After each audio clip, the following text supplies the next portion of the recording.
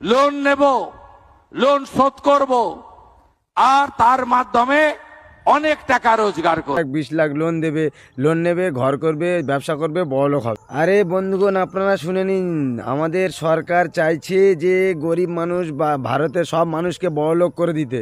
এদিকে ভারত দেনায় পড়ে আছে, সরকার এটা দেখছে না। সরকার ঋণ না শোধ করে ভারতের লোককে বড়লোক করতে চাইছে। বলছে লোন দেবো 10 লাখ 20 লাখ লোন দেবে, লোন নেবে, ঘর করবে, ব্যবসা করবে, বড়লোক হবে। কিন্তু লোন নিতে যাও, তোমাদের লোন দেবে না। বড় বড় ব্যবসায়ী তাদের লোন দেবে, গরিব লোকের লোন দেবে না তো। তাই বলি সরকারকে লোন দেওয়ার কোনো দরকার নেই।